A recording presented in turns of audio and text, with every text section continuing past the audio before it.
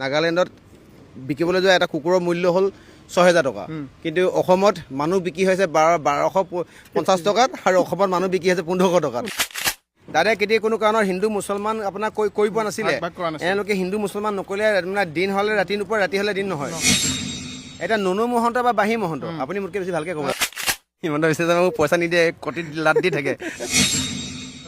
BJP ফেদা খোৱাবিলাকৰ কথা কৈছোঁ, যিবিলাক আপোনাৰ চেলা চামুণ্ড।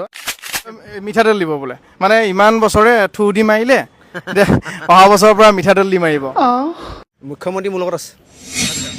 মোৰ লগত বৰ্তমান উপস্থিত আছে বীৰ লাচিত থানা অসমৰ বিকাশ অসম। ৩,৪০,০০,০০০ মানুহৰ মাজত যে মাননীয় মুখ্যমন্ত্ৰী মহোদয়ে বিকাশ অসমৰ নামটো যে তেখেতে মনত ৰাখিছে, কিন্তু তেওঁৰ তলত থকা যিখিনি চালা চেমুণ্ডা ১৫০০ টকা মাহেকত পালেও পালে, কেতিয়াবা নাপালেও নাই। তেওঁলোকক খালি এটা কথাই ক'ব বিচাৰিছোঁ যে আপোনালোকে এই ১৫০০ টকাত আপোনালোকে নিজক বিক্ৰী কৰিছে।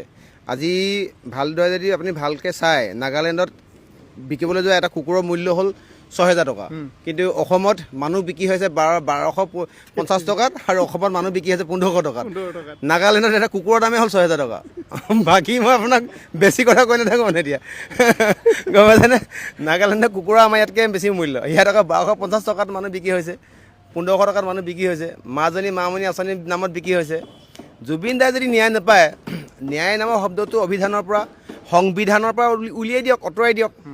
মিঠাতেল দিব বোলে, মানে ইমান বছৰে থু দি মাৰিলে, অহা বছৰৰ পৰা মিঠাতেল দি মাৰিব, ৰাইজে সকাহ পাব অলপ। অসমত বিকাশ অসমৰ এনেকুৱা ভয় নাই নেকি? ইমান যে মাত মাতি আছে, জেললৈ যাবলৈ, মৰিবলৈ, মৃত্যুলৈ ভয় নাই নেকি?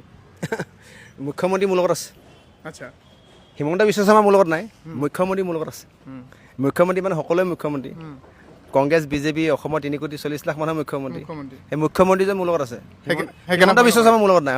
সেইকাৰণে ভয় নকৰোঁ, সেইকাৰণে ভয় নকৰোঁ। মাত মাতি যাব সদায়, মাত মাতি যাম। যদি জেললৈ যাবলগীয়া হয়, হেই জেলত গৈছোৱে দেখোন, গৈছে। যদি যাবলগীয়া হয় যাম আকৌ, তেতিয়া বাক্সা দিলে হ'ল। একেলগে যাম, যাব মন আছে, চাওঁ এবাৰ কি হয়। কাৰণ এই জেগাটোত মানে যিমান পইচা থাকিলেও যাব নোৱাৰে। মানে জেল বিগত দিনত জেল খাইছোৱে, আৰু আপোনাৰ ২৫-২৬ বাৰমান এৰেষ্ট হৈছে, আৰু মোৰ এগেইনষ্টতো গোটেই চব থানাতে হেৰি আছে, গোচৰ আছে। এইবাৰ যদি মই কিবা কাৰণত যদি দাদাৰ কাৰণে যদি জেল সোমাবলৈ পাওঁ, সেইটো তেতিয়া মই গৌৰৱ কৰিম মানে। ৰাইট, সেইটো আমাৰ মানে লিখা থাকিব হিষ্ট্ৰীত। জুবিন জীৱনৰ হিষ্ট্ৰীত কাৰ কাৰণে জেল খাইছোঁ? বিগত দিনত মই SSC কাৰণে জেল খাইছিলোঁ, ষ্টাফ চিলেকশ্যন কমিশ্যন।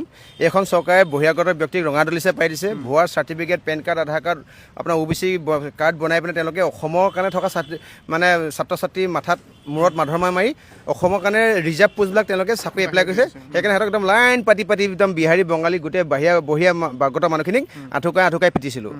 এইটো মই মাৰিছিলোঁ, মই কেমেৰা কৈছোঁ, মই মাৰিছিলোঁ।